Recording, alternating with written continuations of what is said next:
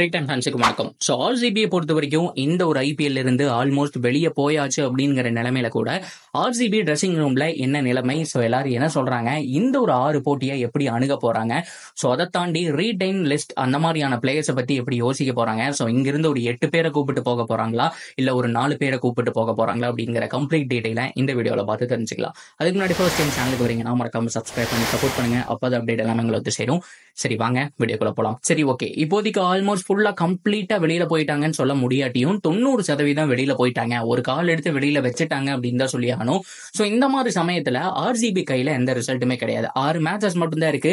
இதுல 6 மேட்சஸ்ல 6 மேட்சுமே எக்ஸ்ட்ரானரியா வின் பண்ணா கூட பார்த்தோம் அப்படின்னா ஆப்போசிட்ல இருக்கக்கூடிய டீம்ஸ்ல ஒரு சில கால்குலேஷன்ஸ் இருக்கு. அது இன்னும் அந்த கால்குலேஷன் லிஸ்ட் என்கிட்ட வரல. இந்த டீம் தோக்கணும், இந்த டீம் ஜெயிக்கணும், ஸோ இவங்க கம்பல்சரி வின் பண்ணி ஆகணும் அப்படிங்கிற ஒரு லிஸ்ட் இருக்கு.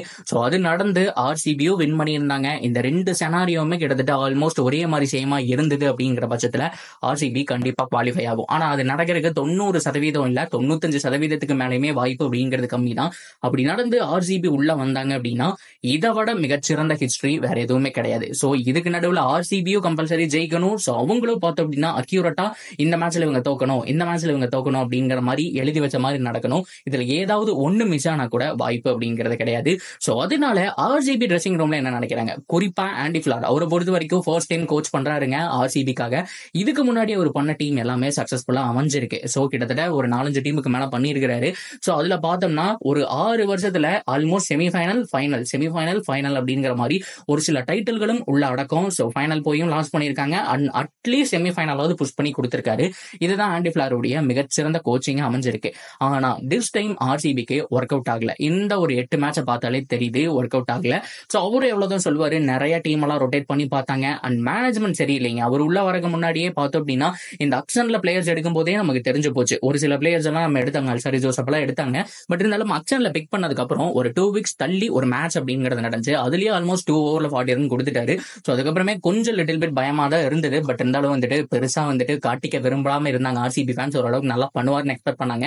ஆனா பெருசா பெர்ஃபார்மன்ஸ் கிடையாதுங்க. இப்போ வெஸ்ட் இண்டீஸ் ஸ்குவாடே பாருங்க, T20 வேர்ல்ட் கப்புக்கு வெஸ்ட் இண்டீஸ் ஸ்குவாட்ல இருக்கிற எல்லா பிளேயருமே ஜம்முன்னு இருக்கும்போது அவங்களுடைய பவுலிங் யூனிட் மோசமா இருக்கு. அல்சாரி ஜோசப் ஒருத்தர் தான் இப்போதைக்கு ஒரு கிளீனான பவுலர் அப்படிங்கிற மாதிரியான சிச்சுவேஷனுக்கு தள்ளப்பட்டாங்க. என்ன நடக்க போகுது அப்படிங்கிற பார்க்கலாம். ஸோ யங்ஸ்டர்லாம் சமர் ஜோசப் தான் உள்ள போகணும் போல. ஸோ அதெல்லாம் நான் உங்களுக்கு தனியா போற வேர்ல்ட் கப் டீடைல எதுக்காக பேசுனேன் அப்படின்னா, ஸோ அல்சாரி ஜோசப்புடைய பெர்ஃபார்மன்ஸ் ஆர்சிபிக்கு கிடைக்கல. அதை தாண்டி ரீஸ்டாப்லி நல்லா பண்ணிட்டு இருந்தாரு. பட் இருந்தாலும் இங்க அடி வாங்குறாரு. இப்போதைக்கு ஃபர்குசனுக்கு ஒரு 2 மேட்ச் சான்ஸ் கொடுத்திருக்காங்க. பரவாயில்ல, டீசெண்டா போட்டிருக்காருன்னு தான் நினைக்கிறேன். 3வது மேட்ச் தொடர்ந்து கொடுத்தாகணும், வேற வழி இல்ல. சாம் கரன் ஒருத்தர் தான் அவைலபிள். அப்படி பார்க்கும்போது ஃபர்குசனுக்கு தான் போய் ஆவாங்க. ஸோ இப்படி பண்ணும்போது இந்த ஒரு பெர்ஃபார்மன்ஸ் ஆர்சிபி என்ன பண்ணிருக்கணும். ஸோ இந்த மாதிரி சமயத்துல கோச் சொல்லக்கூடிய விஷயம் என்ன அப்படின்னா, நாங்க கொஞ்சம் டூ லேட்னு நினைக்கிறேன், எங்களுடைய காம்பினேஷன் செட் ஆகிறதுக்கு ஒரு குறிப்பிட்ட பீரியட் எடுத்துக்கிச்சு. ஸோ இப்பதான் ஓரளவுக்கு செட் ஆன மாதிரி நாங்க ஃபீல் பண்றோம்னு சொல்லியிருக்காங்க. அவங்க மட்டும் இல்ல, ஆர்சிபி ஃபேன்ஸ் அதை ஃபீல் பண்ணிட்டாங்க. இந்த டீம் காம்பினேஷன் உண்மையாலுமே நல்லா இருக்குங்க. ஸோ பவுலர்ஸ் அடி வாங்கினா கூட ஒரு Will Jacks, Cameron Green, so அது மட்டும் இல்லாம ரஜத் பட்டிதார், லோம் ரோர், ஸோ மேல விராட் கோலி, ஃபேப் டு பிளஸின்னு சொல்லிட்டு தரமான ஹிட்டிங் லைன் அப் அப்படிங்கிறது இருக்கு. ஓரளவுக்கு டீசெண்டா பவுலிங்கும் போடுவாங்க. ஒரு மேட்ச் அடிவாங்கனாலும் ஒரு மேட்ச் காப்பாத்தி கொடுத்துருவாங்க. ஸோ அந்த மாதிரி ஒரு டீம் தான் இது. எப்ப செட் ஆயிருக்கணும் அப்படின்னா, முதல் தோல்வியை சந்திச்சாங்க தெரியுமா, சிஎஸ்கே முடிஞ்சு அடுத்த ஒரு வெற்றி பஞ்சாப் கூட வந்துச்சுன்னு நினைக்கிறேன். ஸோ அதுக்கப்புறம் ஒரு தோல்வியை சந்திச்சாங்க. ஸோ அந்த சமயத்திலேயே ஃபெர்குசனை உள்ள கொண்டு வந்திருக்கணும். ஸோ அப்போ அவங்க மிஸ் பண்ணதாங்க. இப்போ வரைக்கும் பார்த்தோம் அப்படின்னா ஃபெர்குசனுக்கு சான்ஸ் கொடுக்கல, அண்ட் வில் ஜாக்ஸுக்கு சான்ஸ் கொடுக்கல. இது கொஞ்சம் ஏர்லியாவே நடந்துருது. ஒரு 4வது மேட்ச் 5வது மேட்ச்ல நடந்திருந்தா கூட இப்போ ஈஸியா கம்ஃபர்டபுளா ஒரு 2 விங்ஸ் அப்படிங்கிற வந்ததற்கான சான்ஸ் அப்படிங்கிறது ஹைலி பாசிபிள். ஸோ இவங்களுடைய மிஸ்டேக்கை கொஞ்சம் லேட்டா புரிஞ்சுக்கிட்டாங்க அப்படிங்கறத தான் அவரு சொல்லியிருக்காரு. இந்த டீமை நான் பார்த்தேன், கோச் பண்ணியிருக்கேன். ஸோ எல்லாருமே நல்ல பிளேயர்ஸ் தான், பவுலிங் யூனிட் அந்த அளவுக்கு இல்லைங்கிறது தெரியுங்கிற மாதிரி ஃபேப் டு பிளஸி சொல்லிட்டாரு.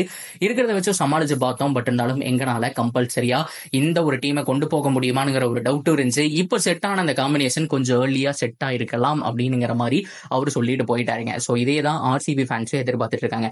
இந்த சீசன் சரியா போகல, ஸோ குவாலிஃபை ஆக முடியல அப்படிங்கிற பட்சத்துக்கு மிகப்பெரிய காரணம் இந்த ஒரு சின்ன மிஸ்டேக். கொஞ்சம் ஏர்லியாவே பார்த்தோம் அப்படின்னா வில் ஜாக்ஸ் அண்ட் ஃபெர்குசன் எல்லாம் உள்ள கொண்டு வந்திருக்கணும், ரொட்டேட் பண்ணி பார்த்திருக்கணும். அதை பண்ணாத ஒரு காரணம் தான். சரி ஓகே, இங்கிருந்து பிளே ஆஃப் புஷ் பண்றது கஷ்டம் அப்படின்னா கூட ஆண்டி ஃபிளார் சொன்ன மாதிரி எங்களால முடிஞ்ச பெஸ்ட் கொடுப்போம். ஆர்சிபி மேனேஜ்மெண்ட் என்ன சொல்றாங்க அப்படின்னா, எங்களுக்கு இந்த 6 கேம் அப்படிங்கிறது ஒரு பயிற்சிங்க. ஸோ 6 கேம்ல என்ன நடக்க போகுது அப்படிங்கிறத பார்த்துக்குவோம். ஸோ அது ரிசல்ட் பாசிட்டிவா அமைஞ்சாலும் நாங்க எடுத்துக்குவோம், இல்லைனாலும் பரவாயில்ல, நெக்ஸ்ட் சீசனுக்கு ஆச்சு அப்படிங்கிற மாதிரி தான் போக போறோம்னு சொல்லியிருக்காங்க. இப்போதைக்கு பிளேயர்ஸை ரொட்டேட் பண்ண போறோம், இருக்கிற எல்லாருக்கும் வாய்ப்பு கொடுக்க போறோம். ஸோ நெக்ஸ்ட் டேலண்ட் யாரு என்னங்கிறத அப்படிங்கறது கண்டுபிடிக்க போறோம். இதுல வெற்றி வந்தா ஏத்துக்குவோம், பிளே ஆஃப் போனாலும் சந்தோஷப்படுவோம். இதுக்கு நடுவுல எதுவுமே கிடைக்கலனா கூட அடுத்த சீசனுக்கு ப்ரிப்பேர் பண்ணிட்டு போயிட்டே இருப்போம் அப்படிங்கிற மாதிரி தான் ஆர்சிபி மேனேஜ்மெண்ட் சைட்ல இருந்து சொல்லியிருக்காங்க. உண்மையாலுமே வந்துட்டு ஒரு நல்ல விஷயம் தான். ஸோ அப்படி பார்க்கும்போது ரொட்டேஷன்ல எந்த பிளேயர்லாம் வர சான்ஸ் இருக்குன்னா, யங்ஸ்டர்ஸ் நிறைய பேர் வந்துட்டு அப்படியே ரொட்டேட் பண்ணி ட்ரை பண்ணிக்கிட்டே இருக்கலாம். ஸோ அதை தாண்டி இந்த தடவை ரீடைன் லிஸ்ட் அப்படிங்கிறது தெரியலைங்க. 8 பேரா 4 பேரான்னு தெரியல. 8 பேரா இருக்கிறாங்க அப்படிங்கிற பட்சத்துல நம்ம சொன்ன மாதிரி Faf du Plessis, Virat Kohli, so Will Jacks and Maxwell, so அதுக்கப்புறம் கேமரூன் கிரீன் எடுப்பாங்களாங்கிறது ஒரு டவுட் தான். ஏன்னா ரிலீஸ் பண்ணிட்டு கம்மி பிரைஸுக்கு எடுத்துக்கலாம், அந்த அளவுக்கு பெருசா பர்ஃபார்ம் பண்ணல. இதுவே மீதி இருக்கக்கூடிய 6 போட்டிகள்ல மறுநாடி அடிச்சா மட்டும்தான் ஹை பிரைஸுக்கு ரிட்டைன் பண்ணுவாங்க.